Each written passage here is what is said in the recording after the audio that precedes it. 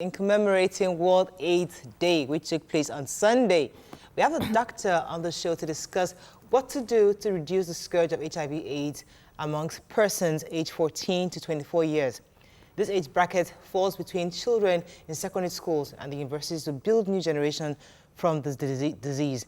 Joining us on the show is a consultant public health physician, Dr. David Oladele. Welcome to the show, sir. Thank you very much for having me.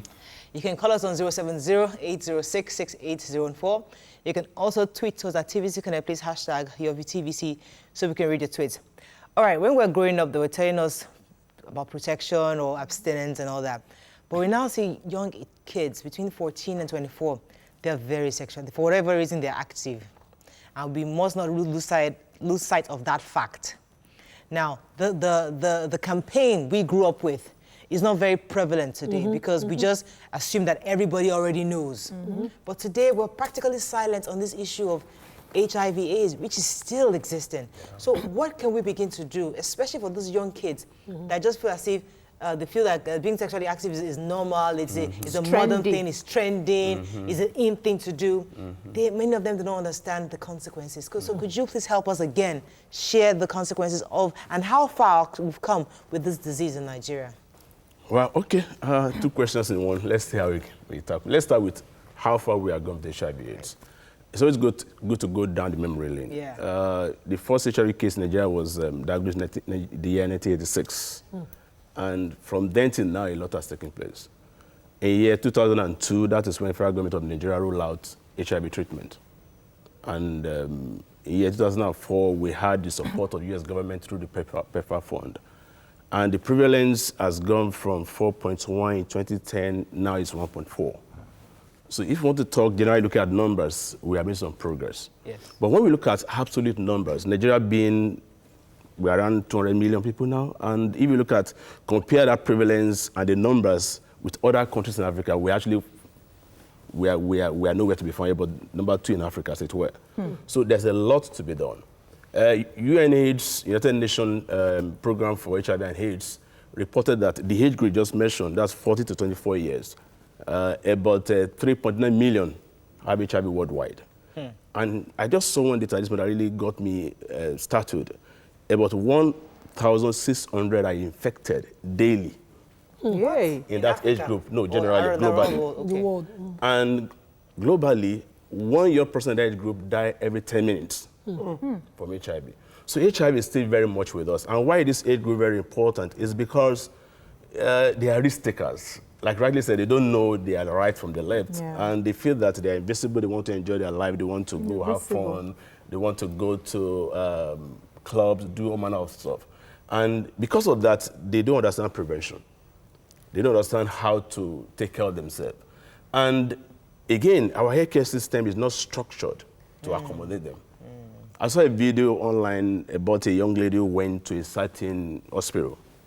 And she was, when I talked to someone about HIV and STI, she was asking for a condom.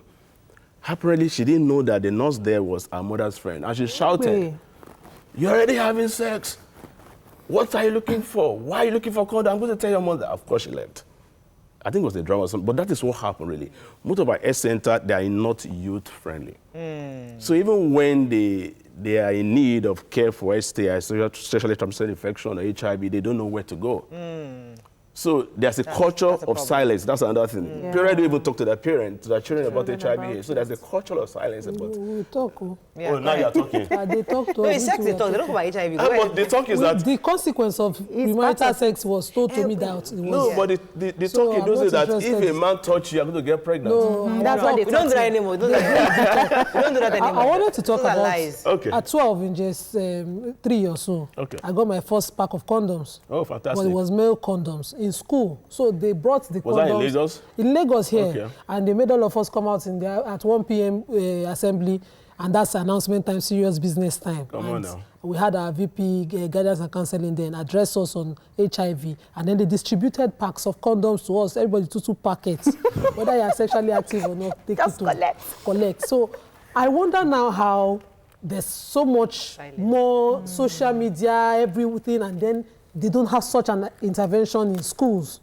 we don't hear young people. I don't see young people come home and show their parents. Some people don't even, they still pretend about condoms. You understand? So why is it now that we will have more, that kind of thing? We're more global now. And we're not more quiet about it. Because we're not quiet about it. We assume that HIV is no more an issue. Yes. I get that just the basic line, the bottom line. We felt that no big deal, something will kill somebody. Something must kill a man. You know, but we know that HIV is an issue, a very strong issue. And thankfully, again, maybe another reason is because in the year 2002, when we started HIV treatment, where I work, people come into the hospital on stretchers, on wheelchair because they're very sick. But now, people look like us, healthy, call me for treatment. You wouldn't know. So people know that, okay, HIV is not really the end of the world. Okay. But even at that, they're still taking risk. Should I shock you with one thing that something I found out a couple of years back? No, I think it was just last day. A counselor where I work told me that a young lady is positive, got pregnant, and she asked her, who is doing all the pregnancy? Lady said, I don't know. Imagine that. So apparently she's positive, she's not using protection. I suppose we had sex with multiple people. Yes. Yeah, so and those guys will not know that she's positive. So we are scared that we Isn't can that have criminal? another epidemic of HIV. And this one could be of that of drug-resistant HIV, because if they are not taking their treatment and they are still transmitting the virus all around, so it's a major issue. So I think we need to go back, like Bradley mentioned, to talk more. Yeah, because I remember a few years ago there were a lot of adverts. Yeah. So people became aware. Because the reason it even reached epidemic proportions in Nigeria at that time was because nobody was talking about it. So nobody was aware. Yeah. Now they've started again. Yeah. It's going to do. So how, now I don't want to call government, but it's government that has to do the adverts. How are we going to implore the government to do these adverts? Well, why, kid? The problem also, parents are not talking about it. To their children. Pastors, mosques, nobody's talking the fact that we're not facing the reality that these children are actually engaged in this activity. But the thing is, Murayo, if you put it in our faces, the advert, if TVC has an advert every day.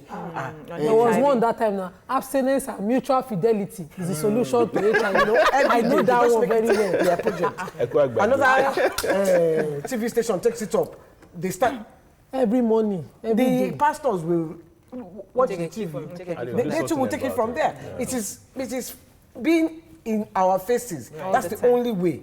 So I know that sex is not the only way you can contract HIV. Now, research has shown that even in the Europe, North Africa, a lot of that HIV virus has been gotten through drug use, drug injections. And we'll be talking about the abuse of drugs here over and over. Now, so when we're going to be passing the information to young people, now we know that a lot of our young people are into drugs. So it's not just the sex now, the drugs are involved. So how do we pattern our message in such a way that it appeals to the youth? Yeah, thank you for that question.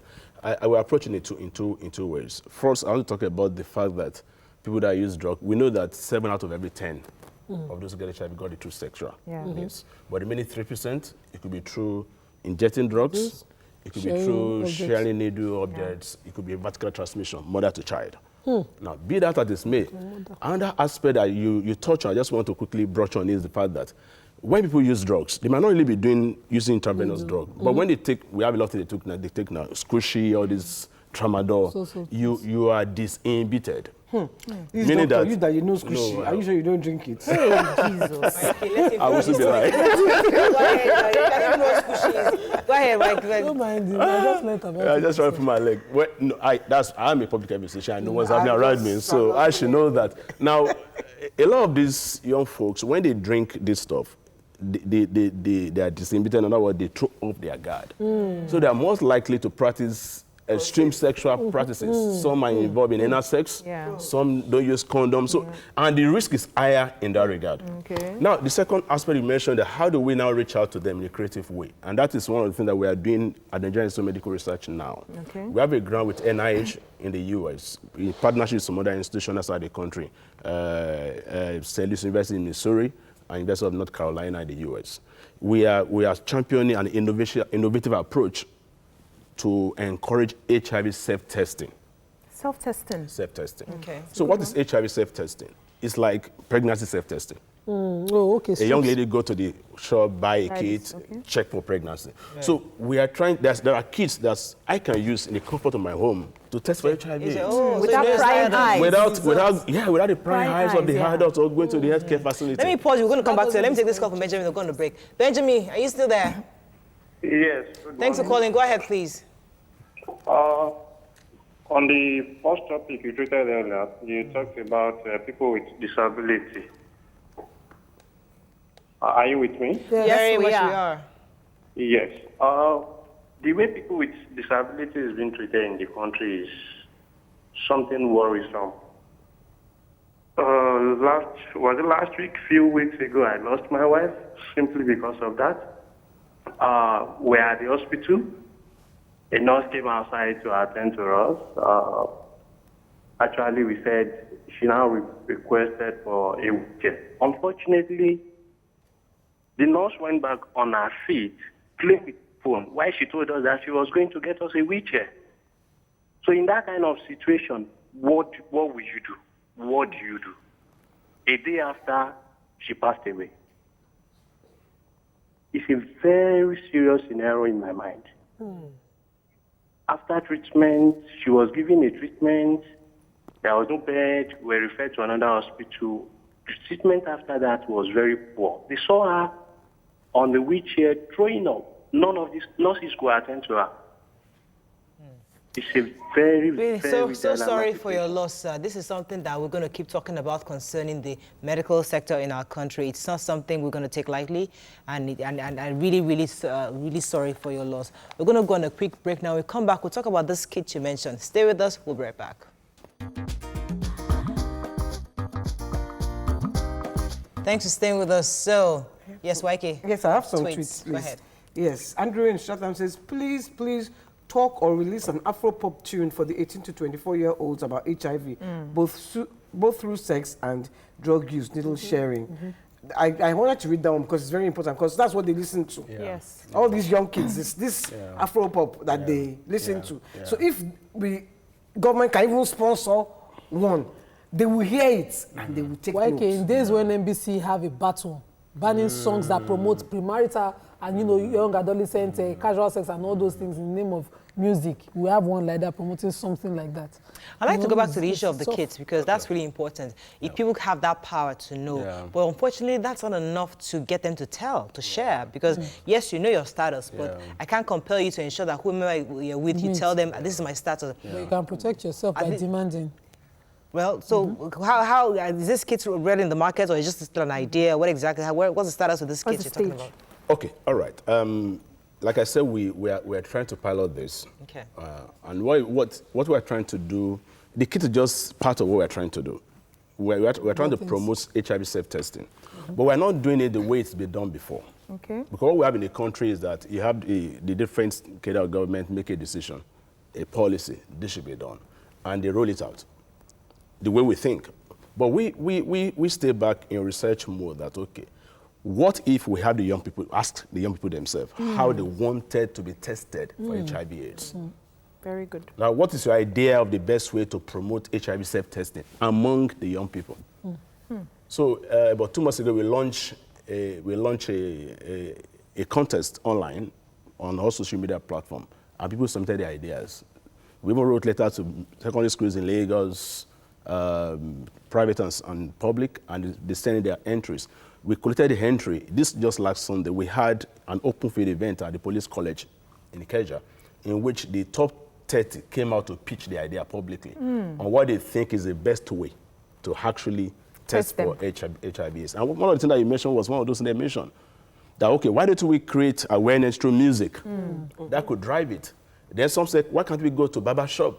They love interesting, Yes. a lot of interesting ideas. This is the second edition of what we are doing. Last year we had one edition, last year, What Is Day? And after that program, we transit to the next phase of health hackathon. We call it Designathon. So we have about 10 different teams of 4 young people come together to design it. to design an intervention in that regard. That sounds really great. That's I mean, awesome. time's gone, but unfortunately we have to wrap up. But I think it's something we need to work with you on. I think because it's important, we continue to drum this into the ears of our young people, especially that 14 to 24. We'll bring you back. So tell us when this kit finally arrives and other interventions that you plan. If I can just, the kit's already around. I'm aware that Lagos State AIDS Control Agency just took stock of some of them, and even in Nyma we have some kids that we are currently piloting these. We have 2 groups working in Lagos, 1 group working in Ibadan. We'll send details online for our followers to see, so we'll get them the details. But thank you very much for coming on the show to share with us. My pleasure. Unfortunately, that is all we can take on the show today. Tomorrow is Wednesday. We're trying really hard to get gifts for our audience every Wednesday. I've been working around the clock actually, not behind the clock, around the clock to get us something. So hopefully very soon we'll get them some gifts. But have a fabulous day. We'll see you tomorrow. Bye-bye.